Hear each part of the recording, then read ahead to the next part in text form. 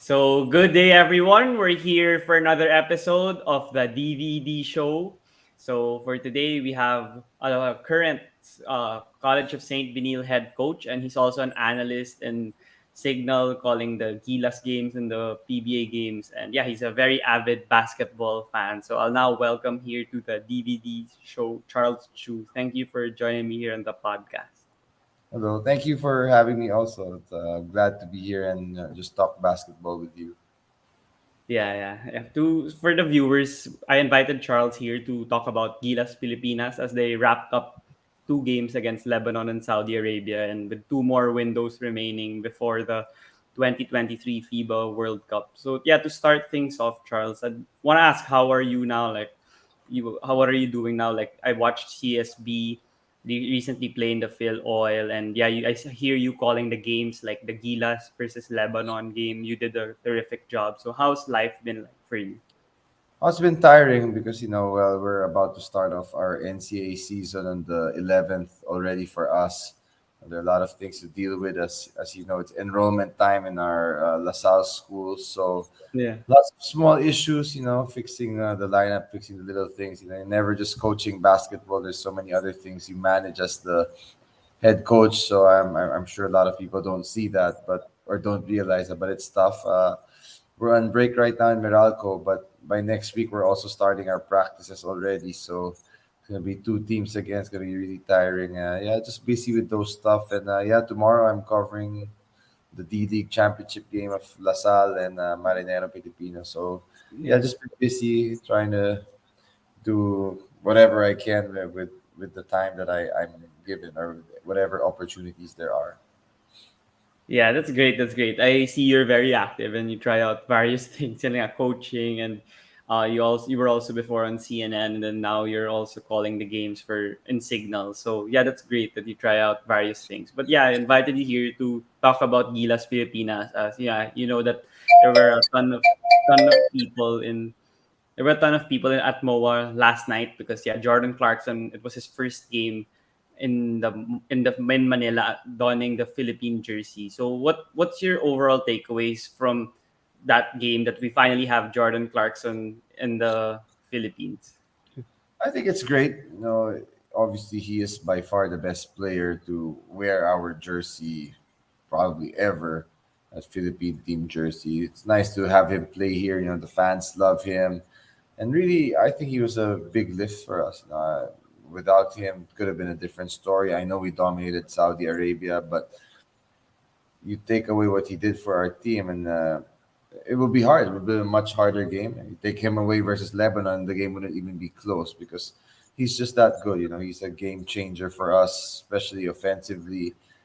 Teams really have to prepare and respect him because he can really win games by himself. So I think his presence is huge for our national team, especially when we have quite a few local big men like Kai Sotto. Obviously, we lack a Yeah. bit of depth in our big men position, but yeah, I mean, just having Jordan Clarkson player is pretty surreal. I've had a chance to watch him play live when he was teammates with my brother in the Asian Games in Indonesia, and even then, he Mm. was really impressive. So yeah, I think it's gonna be a big boost.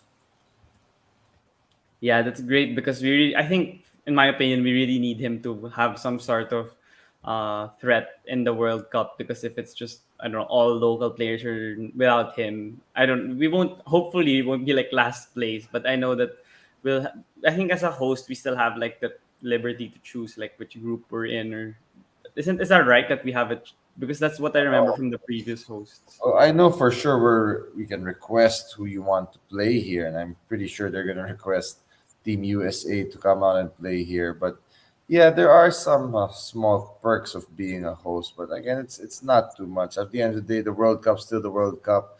We're never gonna be favorites to win there, but obviously because we've won in the past, we've won a Mm. game, so we expect more. We expect to have a better showing. They've been preparing for this for a while, so yeah, I mean, I hope we can win some games at least.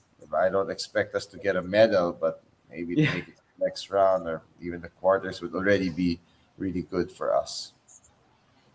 Yeah, hopefully that's a great improvement from our 2014 tournament. But moving on to Jordan Clarkson, you mentioned that yeah, he's a huge game changer and he's an NBA talent. But do you think that the coaching staff or like his teammates they kind of need to adjust because now we had a little practice time with him and the offense. I think he most of the plays would involve him and him having the ball. But yeah, do you think that would work out in the World Cup because those opponents are better than like Saudi Arabia and Lebanon?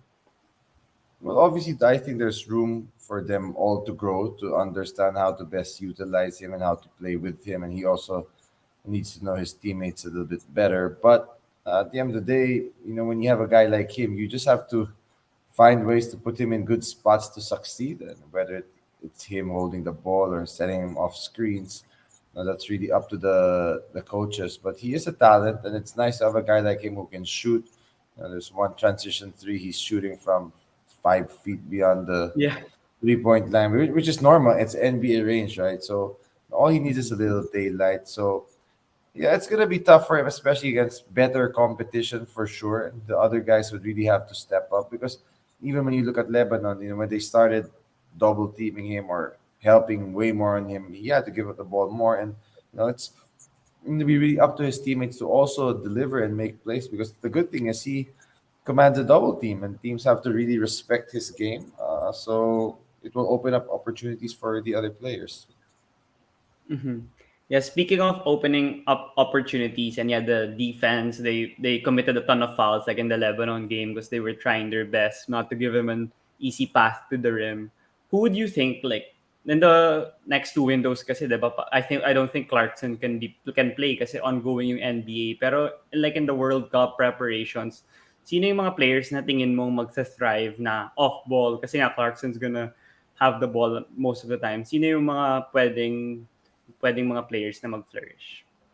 A guy like Dwight Ramos, who really played well already in the this our last two games. Maybe if you have a R Pogoy joining him also, he's busy in the finals. Those guys. Actually, to me, it doesn't matter. We need to have shooters on our team. They have to be dead shots. I mean, guys like Kiefer didn't really play much. Even Mhm. Ray Parks, but all these guys can play. They just have to figure it out and piece them together. Get used nga to playing with Clarkson, as you said. Diba? But yeah, Dwight's got to be a lock. He's one guy you expect him to be in. No, I don't know about Carl Tamaya in 1 year how he will look, but obviously he has the size to play that wing position also. We will need size in the World Cup, right? But Yeah. yeah, Dwight, Pogoy, Matthew Wright. I mean, all these guys who can shoot. They're the guys we need. Yeah. And you mentioned Dwight and he played well in both games and he highlighted that with a poster dunk last night against Saudi Arabia when he attacked I forgot his name but then was the jersey number Uh, 4. But and one person naman that in my opinion, like is favorite niya pasahan ng bola is si Kai Sotto kasi nga he's so tall. Pero si Kai parang kulang pa nga yung finishing ability niya sa rim and sometimes he dribbles it pa even if he doesn't need to because nga he's so tall. So baka kailangan niya prove yung floater niya. So what did you see naman with the chemistry of Kai and Jordan and do you think that would be a threat in the World Cup? oh, for sure, it has to be a threat. Mm-hmm. Their chemistry was actually not bad. Again, when you're a big man, it's nice to have a guy like Clarkson who is a good passer, or at least in this level, he is willing to give up the ball, and he attracts so much defense. So it really opens up the lane for you, and all you have to do is finish. Now I expect Guy to improve even more. We've seen him improve already from last year, which is a good sign. By playing against tough competition in Australia and playing another season there will really help him. I think a lot. Yeah, their chemistry is okay. It's not bad at all. He has to finish, but he's 7'2", so it shouldn't Yeah. be too hard, right? Just be able to get a bit stronger and work on the finishing around the basket, especially. But at the same time, he's also only 20 years old. But for what it is, it was nice to see Kai and Jordan out there. Finally, he gives us the size, which is why we can afford to have Jordan Clarkson. Because you take away Kai, then maybe you're like, okay, we might need a real big man instead as our naturalized player. But with Mm-hmm. Kai out there, okay, and then you have maybe AJ Edu. If his Oh knee yeah. holds up, other guys, Japeth, maybe Junmar, at least for the next year, maybe Mm-hmm. we can get by with Jordan. Yeah, that's really really the what's gonna happen. I don't think Clarkson's gonna be eligible as a local, so I think we really need to make him a naturalized. And buti na lang we have a couple of bigs that would would flourish in the World Cup with Jordan. But going back to the games of Saudi Arabia and Lebanon, one thing is that they didn't. I mean, some people don't understand that. Like in social media, when you read the comments, that they only trained for like a week or so. But I hear in the shows, I'm not sure if you said in Power and Play and 2OT, I think, is that you said that some foreign coaches told you that they actually get more training. Gilas gets more training than the other countries. So why? How short are the training of these countries, and how do they still play well even if they have a short training schedule? I'd say some of the countries have a week or a few days also. Let's not forget all the countries or most of the countries, these guys, they're playing in the best. Let's say, look at Australia. Their best players are all playing in the NBA. They're all playing overseas in Europe, in other leagues. And it's not like they have time to train. The leagues aren't going to stop just for them to train, right? The NBA is not going to stop for any FIBA window, but so they make do. They're also changing players here and there, but I guess with them, it's their grassroots program. It really starts at such a lower level where they're kind of taught to play the same brand of basketball. They're taught how to play basketball properly, especially geared towards the international game. So when they do come together, it's a little bit easier for them. For us, we've been constantly changing our lineups. Also, we're adding new players here and there. So it's tough. That's really a challenge. It's not easy to coach guys like Newsome, Alonzo, Adams. It's their first time to play. Of course, Scotty Thompson. I know he's played in the past, but also not so familiar. So it's an adjustment also for these guys. It's important for them to get games. But at the same time, I was talking to Coach Brian Gurjan of Australia, and it's the same for him. Yeah. He's not even there coaching his team, right? His assistants the one coaching, and the NBA guys aren't there playing right now. They're also taking a look at guys who can potentially play for the World Cup. It's always a big picture kind of thing. Obviously, their teams are stronger and bigger than us, right? So it's tough. They have more size and talent, but still, we've had time to prepare.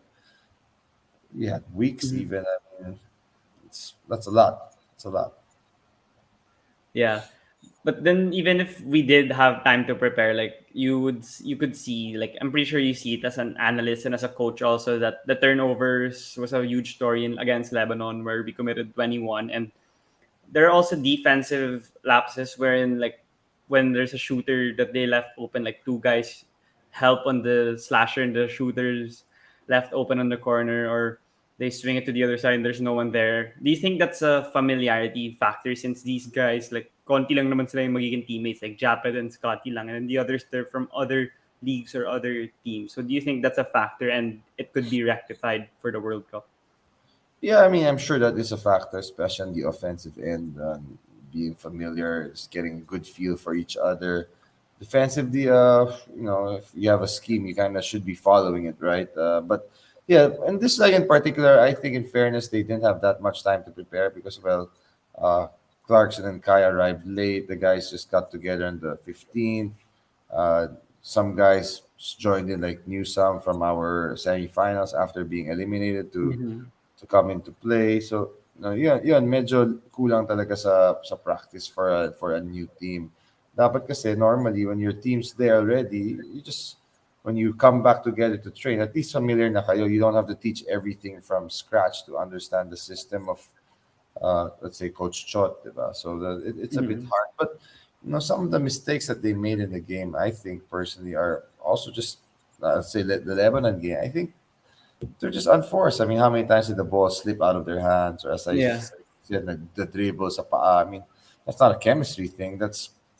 It happens. It's a break of the game, diba? But I really thought against Lebanon, we played well enough to win that game. We just couldn't rebound. Our bigs, Japeth and Kai, gave up quite a bit of offensive rebounds, which I don't think that's a chemistry thing either. You just gotta play better and box out your guys a little bit better. Because we got the stops, but you give up 15 more attempts a team. They're not going to win. Of course, part of the reasons why they had more attempts were turnovers also, but Yeah, there's quite a bit of offensive rebounds. But you take those away, and we could have won that. We could have won that game. I mean, a shot here and for there sure. could have changed it. Japet hits that open three. They don't throw the ball away off a timeout on the horn set. Um, Yeah. Different story. The ball doesn't bounce to Araki who hits an open three. Well, I mean, but that's basketball for you. You know, everything's magnified when you lose. But uh, few concessions here and there, and it's a different story, and we'd be talking about something else. So it's the challenge, and at the same time, the beauty of the game. Yeah, I agree. And sayang nga talaga kasi, di ba, lamang na tayo ng malaki nung first quarter. Pero I guess, home court advantage din and nakatulong yun sa kanila. And yeah, Arakji was terrific again, similar to the FIBA Asia Cup matchup. But then you mentioned the big men, and I wanted to ask, like, since it's a 12-man roster lang, and syempre hindi naman pwede na puro big men kasi hindi naman yung parang NBA that these big men are athletic, and not all our big men can play the four and the five. Like some can play the five lang, and pag nilagay mo sila sa four, it's tough. So what do you think is the ideal like combination or for a 12-man lineup? How many big should they have? Should they have like five, ganun, especially for the World Cup? At least five bigs, five pure big men, and one who can play a three or a four, maybe a small Mm. ball big. It's basically gonna be half your team. You know, if you could have 2 point, with basically two in every position, and then one extra big and one extra guard slash forward would be ideal for me because at the same time some of your guards can slide down. I mean, look, if Clarkson's playing, he's got to play at least 30 to 35 minutes every game Yeah, anyway, right? So that's one position out of the three, one, two, three spots that are locked up for him. So yeah. that's okay. I mean, he can play any of those three positions. So yeah, we need bigs for sure because that was our weakest position in this window for sure. Mm-hmm. And how about with some players that weren't in the pool now, or maybe they were in the pool but they got cut, or other players who weren't there because of the finals or other matters? Like, who do you think the Gilas coaching staff should consider for the World Cup? Kasi iba rin yung players na hindi ganun kagaling dito, or mas magaling pa sila sa international play, and meron ibang players din na they're good here locally but their play or their arsenal's not fit for the international competition. So who do you think they should consider for the World Cup? I think definitely CJ Perez. He's got to be there somehow. He's really good. Would be nice to see maybe Boy Eram, Junmar Fajardo. There are solid big men. Of course, I know Junmar's had his struggles internationally, but Mm-hmm. if you're just looking for maybe a backup of Kai at this point, or what if he's too slow, he's still Junmar, man. I mean, he's still our best local big man in the PBA, maybe ever. So you got to find a way to get him on that team if he's healthy. I'd love to see AJ Edu, as I said, if he's healthy also. I mean, by then he's already going to be 23, would have played already from his knee injuries. I mean, he's starting to get healthy. I've messaged with him sometimes. So those are some guys I think that have to be there. Obviously, Kai's got to be there. Yeah. Probably Japeth. Maybe take a look at Raymond Almazan. It's tough, but yeah, Pogoy also still one of our Mm-hmm. better shooters. I think basically it's got to be those guys. Yeah. And you mentioned AJ Edu, like, yes, a side note lang, like, how's he now? Like, kasi he's been injured since the pandemic, as what I've heard. So how's Yeah, he he's doing now? recovering. And He's yeah, what's he recovering. doing? He's in good spirits, so I think he's getting ready to play. Hopefully, at some point this season, which might be good for us, diba? Kahit papano get some reps. But yeah, AJ, it's a shame he was working hard. He was about to be, he was poised to have a bigger role, and then he gets hurt. So ganun talaga. And we were there in the World Cup, the Youth World Cup, when he hurt his knee and basically took away all our chances. We really felt if we had him there, we could have really upset some teams and maybe make the quarters, make a run. But it is what it is. Because at that point, there were stretches where he looked much better than Kai. That was about three, Yes. 3 years ago. So I mean, that Yeah. says a lot. So it's tough, but again, it's out of your control. That's basketball. Mm-hmm. Yeah, hopefully he starts playing well after he gets the minutes and the reps after recovering from the injury. But going back to the team and of Gilas Pilipinas. You mentioned earlier that Junmar was having trouble playing well in local competition, international competitions. Here in local competitions, he dominates. So how would you explain to like the viewers why some of these players tend to flourish here locally and then internationally they have trouble, or vice versa? Like even James Yap before or Mark Kagiwa, like they never had terrific FIBA numbers compared to here in the PBA. Well, I just think that the game, the international game, is so much faster, really, and the pace is in a different level right now. And when you look at Junmar, for example, also his biggest strength is his strength. His strength and his size are just unmatched here in Yeah. the PBA. But you put that in international competition, the bigs there are just as big, just as strong as him. So you're kind of negating or taking away that strength of his. Diba? And they're all pretty much faster. So that's why it's been a bit of a struggle for him. But yeah, you really have to defend in the FIBA basketball. Your margin for error is so much small, much less compared to the, let's say, the PBA. PBA, you see it more common. Teams can, it's a 48-minute game. They can make runs. They can be down 15, 16, come back easy. You have so many timeouts to rest, to stop, a lot of stoppages. Dito sa FIBA, it's 40 minutes. It's so short. The game is so fast. Sometimes you take one bad run and then that's it. Same with Saudi Arabia. They were hanging in there, defending as well in the first quarter. Yeah. But yeah, one run, get some confidence, and boom, game over. Then they don't know what hit them, and tapos na.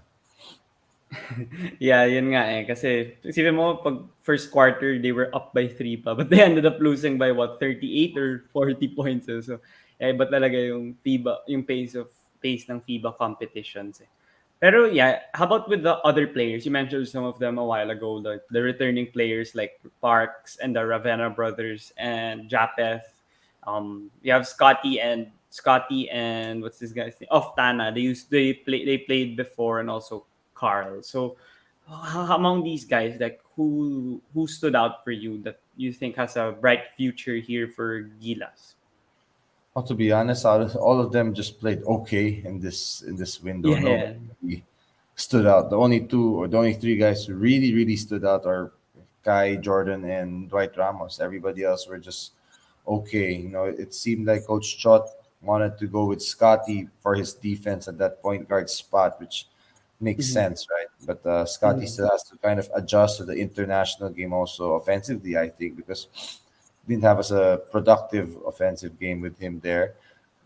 Newsom was the same because you look at the Lebanon game, it was those two taking turns guarding the best player. So they're Yeah. there for defense, really. But yeah, I thought Carl Tamaya didn't look as good as he had in the past. Obviously, he's also so young. He's only 22 years old, Mhm. so he has to grow up quick for the World Cup. I still see him potentially making that team. It's hard to find 6, 7 dudes who are solid, who can play that 3 and 4 spot. Yeah, just some more maturity, some improvement in his game, which I'm sure he will achieve. He's such a competitor. He's really tough, and you'd like to have guys like those on your team. Like a young Rani Del Ocampo who's Yeah. solid for so long. I like Carl a lot too, but yeah, he's one guy I think could be a factor in the future. Hopefully he can develop. I would love to see Kiefer play with more confidence. Obviously, he didn't have as much minutes in this shift or this stint. He had 8 points still yesterday, last night in 10 minutes, but he's Mhm. still one of the better point guards in this league. Yeah. You mentioned a lot about the point guard of the Gilas Pilipinas, and yet of course Jordan would be like the main ball handler on the World Cup in 2023. But here in the comment section and like the threads of the people, like they're saying it's always Kiefer that they always get. But yeah, I mean, in my opinion, he's still talented. It's just that he had some struggles in the FIBA Asia Cup and other tournaments. So others would want to try out like other players, like maybe Bolick, maybe yeah CJ Perez, and then yeah now Scotty or Chris. So for you, for how you see Gilas or their outlook for the World Cup, what kind of like point guard or secondary ball handler should they have with Jordan? Actually, I wouldn't like Jordan to play the point guard because all it's Oh, going to do is okay. going to get him tired. Like you don't want to bring Yeah. him down the ball and then having to look for his shot. You need a guy who can just focus on running the team. Bolick might be a good idea too. I remember watching him in the World Cup in China in 2019. He and CJ I thought were excellent. Obviously, Mm-hmm. nice to see Bolick get healthy again. But Mm-hmm. those two guys are solid. Robert's always good. He's tough, but I still think Kiefer's a viable option. That's also probably why they asked Scotty to play that point guard spot to kind of facilitate a bit more for Jordan. But I'm not so worried about our guards. What we need for our guards are to be able to hit open shots. If you're open, you gotta make the shots. You gotta be able to defend. We have so many guards. It's easy to figure out guards, and yeah, you could always make Jordan play the point guard spot too. If not, guys like Pollock are there. CJ can play the point. Many options. You have SJ Belangel if you want. He also Oh had yeah. some nice stints there. There are many options, right? But it's really the big men where we should be. I don't know how we're gonna get bigs, but we need to get big men really, because size is gonna be our biggest downfall again in the World Cup. Mm-hmm. I agree with that. Absolutely agree with that point na kailangan nga natin ng, I think like our 3, 4, 5 at least, malalaki talaga sila because I see like highlights or at least clips of the opponents that we might face in the World Cup, and yeah, they're pretty huge and quick at the same time. But moving on to the next two windows of Gilas, I know that they would have trouble with the players because Jordan would be in the NBA and there will be PBA in the collegiate leagues. So what do you think they should do for these next two windows? I mean, they don't really need to win because they're already qualified. So yeah, what's your sentiments on that? Yeah, it's always a challenge because if the coaches say that, right, it ticks everybody off.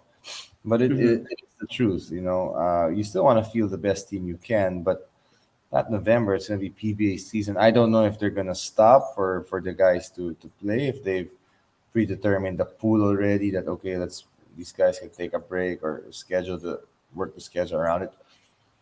I really don't know. By then, that will be in the midpoint of our Commissioner's Cup already. So, Yeah. stuff. The college guys will also be playing already in the UAAP. Mm-hmm. If they want to get college guys, the guys playing abroad will all have their league D League. started by Yeah. then. So it's tough. I don't know. I just put the best available team. I try to get Kai Soto in if we can somehow, but they're also gonna probably be starting Australia or at least close to it by then. I just Mm-hmm. get the best guys possible, preferably the same guys you want to put in the 2023 tournament, because I think at this point, while you want to experiment and see who has it and who doesn't have it, it would be nice to get those guys some reps together and some more experience. The guys you really see making the team. So it's tough. It's gonna be a brutal window this November, but I have a feeling that the TBA will cooperate and find ways to lend players to the national team. Yeah, hopefully it turns out well for the development. Not necessarily winning, but then I think really need to develop those reps together in their chemistry for the World Cup. But yeah, you mentioned also like the other countries, they have NBA players like who just come in the tournaments and they don't get to play. So yeah, do you think the national team moving forward should have that core? Like, kunwari, itong tournament na to, they enjoyed it. The players, I don't know, seem like most of them, or at least half of them, will be in the World Cup. So is that what your thoughts are also, like how the other countries do it? Yeah, it Like, would yeah, be nice to have Australia. your core, the core that you wanted, which was what they had planned, naman, with that team of Coach Tab drafting all those guys for those special drafts of this and that. But obviously, things Mm-hmm. didn't exactly pan out that way, right? And now guys are Mm-hmm. all over the place. And you still think that the best, most ready players are the ones in the PBA, the real stars of the PBA at present. So it's tough. But yeah, ideally you would want to keep that core. Yeah, I mean, yeah, hopefully that's what I was thinking for the windows, especially we're against Lebanon again, I think, and Jordan, and I forgot do you remember what the other game is? Sorry, the next You window. remember the other game? I think Saudi Arabia, right? We're gonna play them again. Jordan Yeah, and I know Lebanon. Jordan for sure, and Saudi. Yep. Which Okay, okay.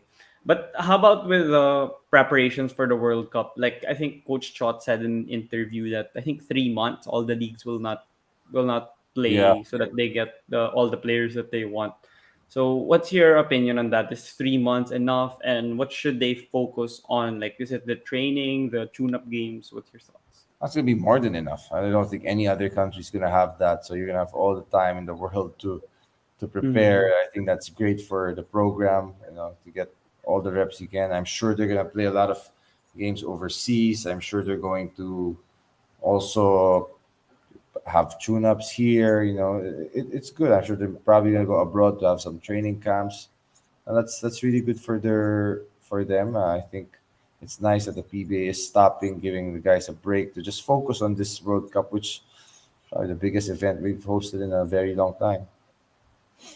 Yeah, for sure. But then I wanted to ask about Coach Chot, since yeah, you mentioned already the preparations for the World Cup that it's more than enough.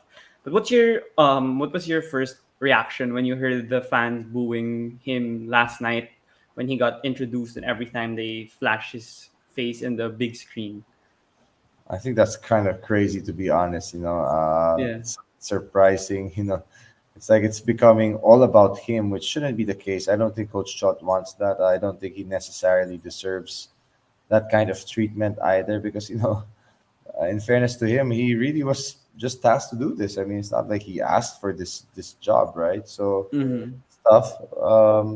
But in fairness to Coach Chot, look, he's gotten the PBA, the SBP to really move and support him. They're spending money, bringing in Jordan Clarkson, Kai Sotto in, and it shows that he's their guy and that they trust him to run this program. So they're giving him the support, and then that's good in a way because I hate to say it, but if it were Coach Tab, I'm not sure all of these things would be happening or we'd be For getting sure. these type of players, right? So yeah, the booing shocks me a bit because it's for most part it's never really about the head coach in any basketball league. It's about the players, and it should be about the players because at the end of the day, players are the ones winning games. Mm-hmm.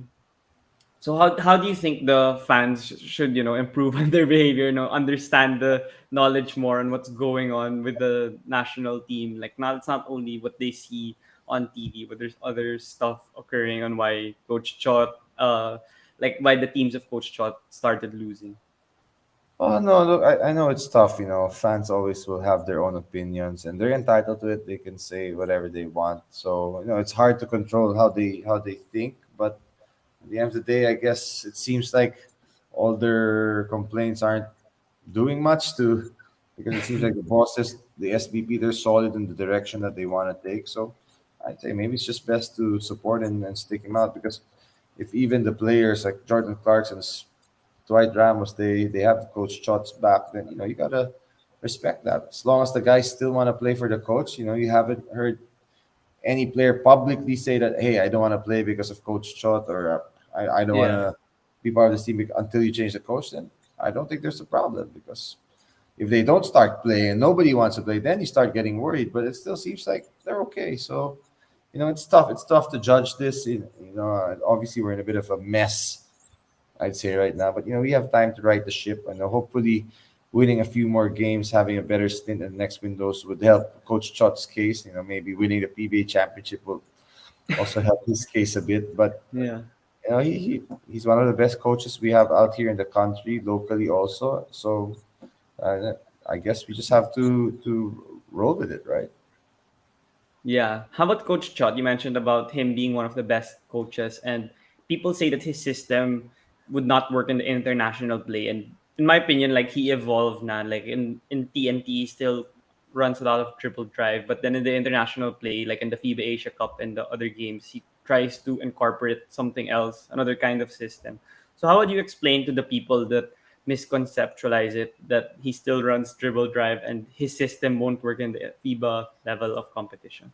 Yeah, sometimes I also wonder if Coach Chot is purposely trying to run other stuff just so people won't keep Yeah. saying that, hey, dribble drive, dribble drive. But you know what?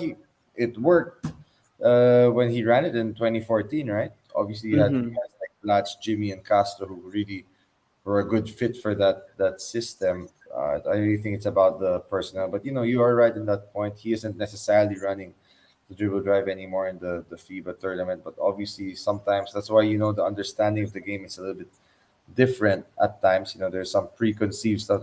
Yeah, they just assume, but It's not the case. To me, it's really up to him. He knows the players that he has best, and it's up to him to figure out whatever system it may be to just find ways to score. And they still scored 81 points against Lebanon, so I guess it's not too bad. Obviously, the Asia Cup was a bit of a disaster. The Sea Games loss was tough, but it is what it is, right? Hopefully, they just learn from that and regroup and come out better. Yeah. So yeah, before you go, I wanted to also touch on this one point and ask your opinion, since you mentioned that the other national teams have a great grassroots program, and the under 16, I believe they recently just finished the FIBA tournament against Asian countries. So what's your thoughts on that? Since I'm pretty sure you know some of the players there, and there's like Jared Bahay and some of these other guys, like Mason Amos that played well. So do you think that we're going towards a great direction in terms of the grassroots program? I don't know if they're grassroots, because a bunch of these guys were just flown in also for this tournament, right? Mason was Yeah. playing. He was in our pool before when we were in the national with the youth team, but he went back to Australia. I mean, like Kyle Gambler. I mean, a bunch of those guys. There was Yeah. Caleb Harris. I mean, they aren't exactly training here, right? They're being developed wherever they are, all over the world. And they're just being coming here to recruit. They're recruited here to play. Some of them will play college ball here, so I wouldn't exactly call that a grassroots program right there. But they are talented and they have skills. They have athleticism, so that's good. It'd be nice to keep them here in the Philippines now if they can study here, Yeah. train continuously with the national team programs. Anyway, Coach Josh, Coach Chot, they're all on their father and son, so they're on the same page. So, I mean, that ideally would be the goal. You see the guys who are 16, then 18, then 19 World Cup, and then they grow up to the seniors division because that's what you see. I mean, you were seeing what Luka Doncic played since he was a kid.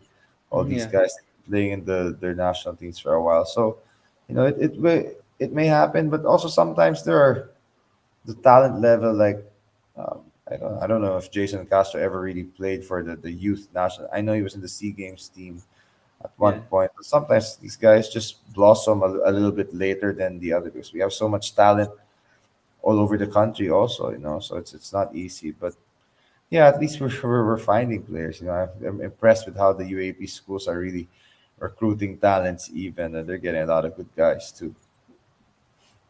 Yeah. So yeah, thank you so much, Charles, for giving your insights on the Gilas Pilipinas, and hopefully they do well in the World Cup. I mean, that's the end goal, and I hope to also have you on the podcast next time to maybe talk about like Meralco or CSP and your other endeavors. But yeah, before you go, do you have any final message?